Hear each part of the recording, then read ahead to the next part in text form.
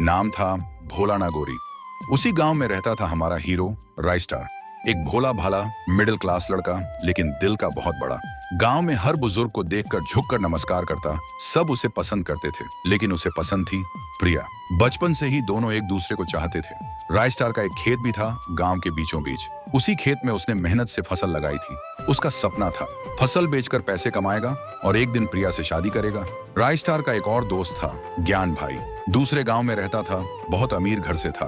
उसके दादाजी के परदादाजी तक सब अंबानी जैसे थे, लेकिन फिर भी ज्ञान भाई उसका जिगरी यार था। तीनों मिलकर हमेशा साथ रहते, घूमते खाते, हंसी मजाक करते थे। फिर एक दिन राइस्टार और प्रिया की शादी तय हो गई। गांव में खुशी की लहर दौड़ गई, हर गली सज गई।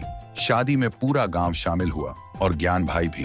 शादी धूमधाम से हुई। शादी की पहली रात प्रिया ने घर में कदम रखते ही कहा, मुझे तबीयत ठीक नहीं लग रही, उल्टी जैसा लग रहा है, मैं दूसरे कमरे में सो जाऊंगी। राइस्टार मुस्कुराते हुए बोला, ठीक है, कोई बात नहीं। रात को राइस्टार सो रहा होता है, तभी दूसरे कमरे से अजीब सी आवाजें आती हैं। वो धीरे से उठता है और दबे पांव दूसरे कमरे में जाने लगता है, और फिर जो देखता है उसकी आंखें फटी की फटी रह जाती हैं। सामने प्रिया और ज्ञान भाई एक ही बिस्तर पर लेटे हैं। दोनों हंस रहे थे। ज्ञान भाई बोला, राइस्टार को अच्छे से बेवकूफ बनाया ना? प्रिया बोली, हाँ, इसे तो समझ ही नहीं आया कि हम कब से साथ हैं।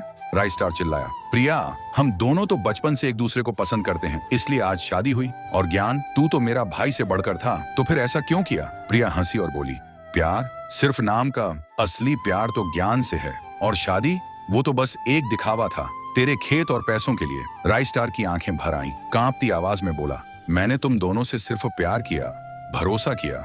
ज्ञान भाई मुस्कुराते हुए बोला, और हमने उस प्यार को बेच दिया अपने फायदे के लिए। और तभी प्रिया ने उठाई एक छुरी और राइस्टार पर वार कर दिया। राइस्टार चिल्ला भी नहीं पाया। उसी वक्त उसकी मौत हो गई। ज्ञान बोला, अब ये कभी वापस